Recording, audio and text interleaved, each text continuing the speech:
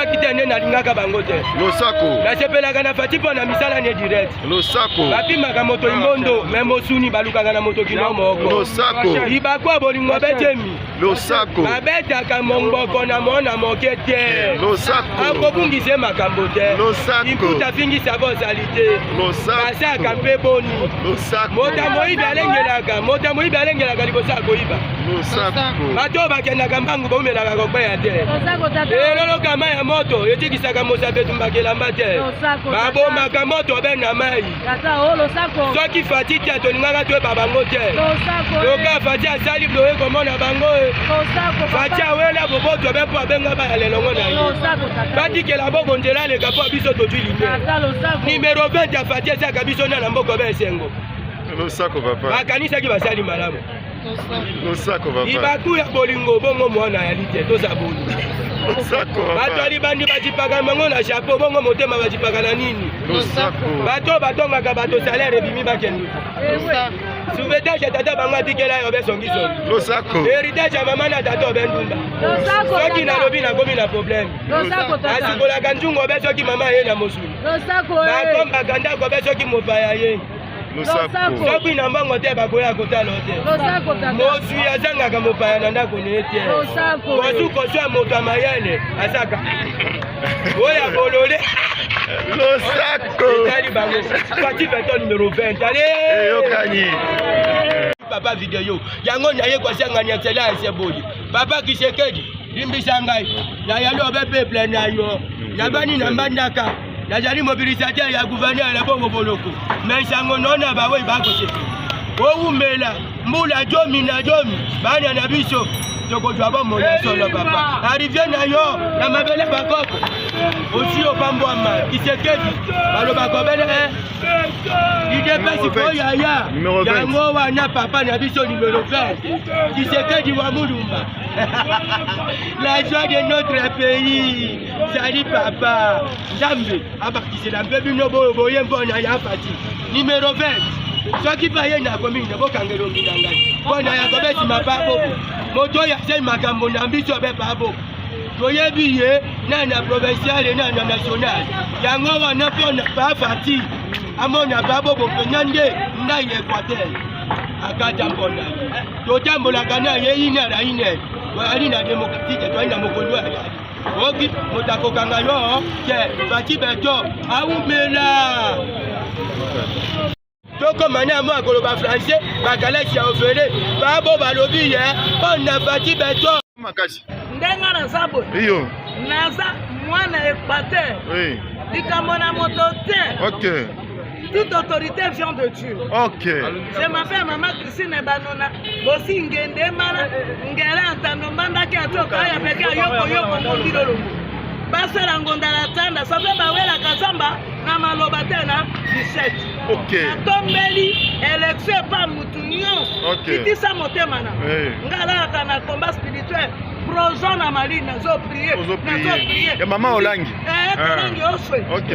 Banda ke atoka ya feka ingende mala. Mwana na mususu ye fo bokangola yana ko kwa masu. Ni nyonso te masumu te. Jésus de Nazareth. Akota kana moto ana robina ya Jésus de Nazareth. Et tout mo biso to vite yo zina yo. Yango. Mwana ye. Olingi ndebo. Ba diplômé ba bima. Licencié ba bana mine ba koko verset balonganga ba trope ba matrice kaka na mbandaka yango wana en bref ingende tout droit 20 km 5 dinanyo nalobani nalobani na français je suis à la joie toujours au maître de toute autorité vient de Dieu yoko boya mboka na yote bakoyoki ndenge babelele bele apandu na bina na matanga ya lokondo ya yoto kupa na sepeli ebembe ta Afrika eye tina mbaka na mbandaka na bota bana na pombi mama yoko vote nani hiyo motema na ngai nde témoin nde motalana ndenge motabuka nalobeli bino ke na mayali ngende mala ekozala tribute te ometre toute autorité vient de Dieu. Pas de division, biso nyonso liboke moko Nzambe apambola. Merci maman. Merci maman. Mwana bango yango bola bobakeli nga mpe si mpe na medi. Bwakela mama Gina ni Ziko. Bobakela ngai si na medi. Oui, présentez-vous brièvement. Je me présente, je m'appelle Maître Hervé Chibango, avocat près la Cour d'appel de Kinshasa Matete, chercheur à l'université d'Oxford Brooks. Actuellement à Mbuji-Mayi pour répondre à l'appel du chef de l'État qui a demandé à toute la jeunesse de descendre afin de relever le défi du développement ensemble. Nous voici ici présents.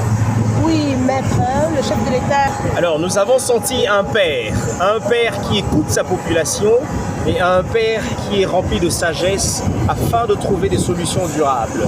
Un père qui veut investir dans l'homme. L'homme, c'est qui? C'est celui qui est le consommateur du développement. Qu'est-ce que cet homme veut? Il veut voir le changement, il veut voir les choses s'améliorer, l'économie, le développement. Et nous sommes fiers d'un homme comme ça, un père qui nous écoute. Vous savez, la province du Kasaï a beaucoup souffert pendant beaucoup d'années où nous étions un peu abandonnés.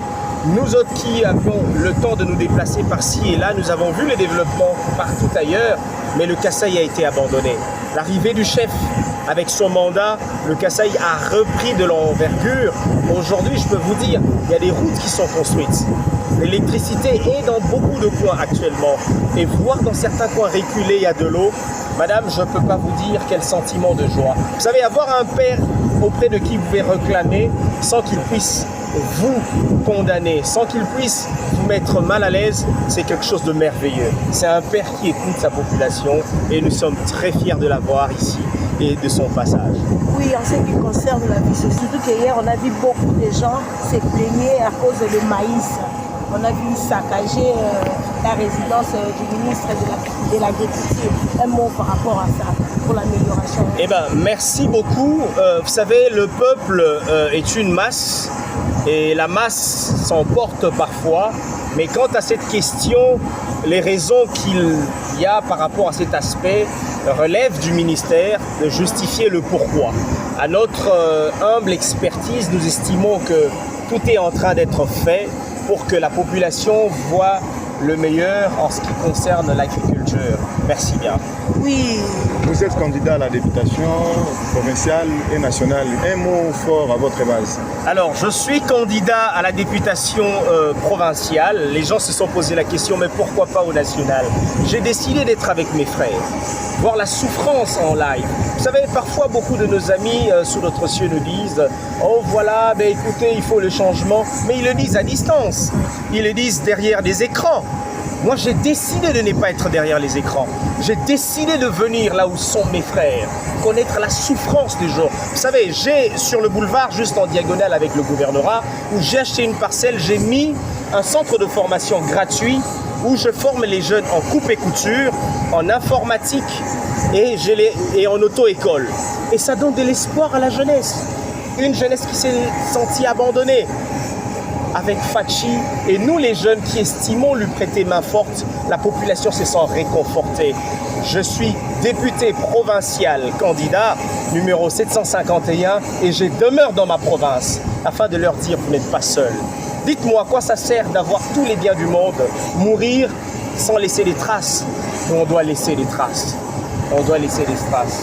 Merci beaucoup. À quelques jours des élections, un mot à la population congolaise de Mbuji-Mayi de partout de voter votre candidat. À la population de partout ailleurs, je veux vous dire, restez concentrés. L'heure est arrivée et l'heure a sonné, où l'Éternel a mis à notre disposition un leader qui croit et qui veut défendre cette nation. Je parle plutôt, l'esprit est allé vers l'Est pour nos frères. Soyez rassurés. Le chef qui nous a reçus en aparté en tant que jeune nous a dit à quel prix il est prêt pour défendre l'Est. Et à nos frères ici au Kasaï, sachez que il y a un changement, un vent est arrivé et bientôt vous le verrez. Merci.